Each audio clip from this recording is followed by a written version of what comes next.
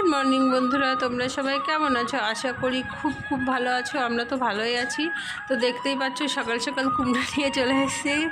আজকে কুমড়োটার রেসিপি না, কুমড়োর বুক হয় না, এটা পুরো গোটা কুমড়ো ছিল। সেটা কদিন ধরে খেয়ে খেয়ে বুকটা জমিয়ে রেখেছিলাম, সেটা দিয়ে পাতুরি করব। তো মাছের ডিম নেওয়া হয়েছে, আর মাছের ডিমটা একটু নরম গরম হলে না বেশ ভালোই লাগে বেগুন দিয়ে। আর একদম আজকে প্রথম করব কুমড়োর বুক দিয়ে, দেখা যাক কেরম লাগে। তাই ভাবলাম চলো তোমাদের সাথেও এই রেসিপিটাই শেয়ার করা যাক।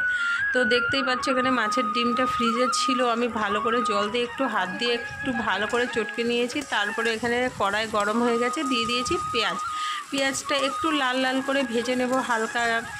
তারপরে দিয়ে দেবো যেই আর কি কুমড়োর বুক লঙ্কা যেগুলো কেটে রেখেছিলাম সেগুলো। দেখো এটা কিন্তু কুমড়োর বুক, দেখে বুঝতেই পারছো। আর আমাদের না কুমড়োর বুক বলো কুমড়োর খোসা বলো না, কিছুই ফেলে না।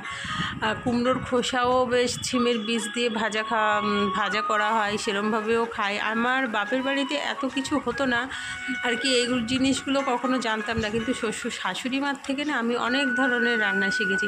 বাপের বাড়িতে কোনো মেয়েরাই কিন্তু অত রান্না শেখে না, কিন্তু শ্বশুর বাড়িতে এসেই অনেক রান্নাই শেখে না। তো আমারও সেরকম। তো দেখো তারপরে ভালো করে কষিয়ে নিলাম সব কিছু দিয়ে। কালারটা কিন্তু খুব সুন্দর লাগছে। টমেটো, কাঁচা লঙ্কা, রসুন দিইনি, কারণ যেহেতু মাছের ডিম দেবো। আবার দিলেও ভালো হতো, বেশ রসুনের আলাদা একটা সেন্ট হতো। একদম ভালো করে কষিয়ে নিয়েছি, দেখো একদম সিদ্ধ হয়ে গেছে কুমড়োর বুক টমেটো সব কিছু।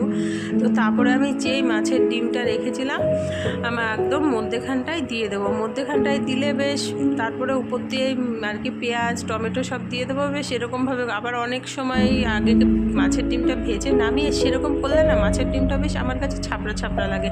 দেখো সুন্দরভাবে কিন্তু আমার মাছের ডিমটা এর সাথে মিলিয়ে গেছে। এবার দিয়ে দিলাম হলুদ। প্রথমে কিন্তু আমি হলুদ দিয়েছিলাম না, লবণটাই শুধু দিয়েছিলাম সেদ্ধর জন্য। তো বন্ধুরা, আমি ছোট করে আমার রেসিপি হোক ব্লগ ভিডিও হোক ছোট্ট করে তোমাদের সাথে শেয়ার করি। তোমরা কিন্তু অবশ্যই দেখো আর আমাকেও একটু সাপোর্ট করো। আমি অবশ্যই তোমাদেরকে সাপোর্ট করবো। আর জানি না কেন ওয়াচ টাইমও বাড়ছে না, কী করতে হবে অবশ্যই তোমরা যদি জেনে থাকো আমাকে একটু অবশ্যই কমেন্টস বক্সে বলো।